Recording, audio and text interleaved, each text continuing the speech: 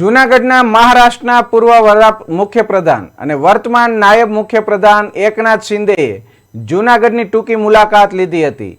ગિરનારમાં પારસધામ ખાતે રાષ્ટ્રીય સંત નમ્રમુનિ મહારાજ સાથે 1 કલાક જેટલી ચર્ચાઓ કર્યા બાદ પારસધામમાં આયોજિત પ્રદર્શન નિહાળી એકનાથ શિંદે મીડિયા સાથે વાત કરી હતી, પરંતુ તેમણે કોઈ પણ પ્રકારના રાજકીય સવાલનો જવાબ આપ્યા વગર પોતાની જૂનાગઢ મુલાકાત પૂર્ણ કરી હતી. નાયબ મુખ્યપ્રધાન એકનાથ શિંદેએ પારસધામમાં આર્ટિફિશિયલ ઇન્ટેલિજન્સ દ્વારા તૈયાર કરવામાં આવેલ એક પ્રદર્શનમાં ભાગ લઈ સમગ્ર પ્રદર્શન અંગે નમ્રમુનિ મહારાજ સાહેબ પાસેથી વિગતો પ્રાપ્ત કરી હતી.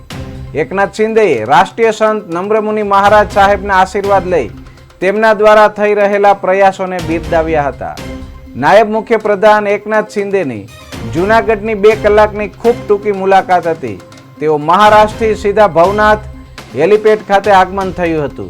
ત્યાંથી સીધા પારસધામ ખાતે નમ્રમુનિ મહારાજ સાથે બેઠક કરી અને પ્રદર્શન નિહાળ્યા બાદ અહીંથી પરત મહારાષ્ટ્ર જવા હેલિકોપ્ટરમાં રવાના થયા હતા. यहाँ पर आने के बाद मुझे लगता है कि अगर यहाँ जो गुरुदेव जी ने जो इमोशन वेव्स का जो कंसेप्ट शुरू किया है यहाँ पर, उससे तो काफ़ी लोगों में बदलाव हो जाएगा. लोग बहुत काफ़ी दूसरों के बारे में अच्छा सोचेंगे, इस हमारे देश के बारे में अच्छा सोचेंगे, हर नागरिक के बारे में अच्छा सोचेंगे.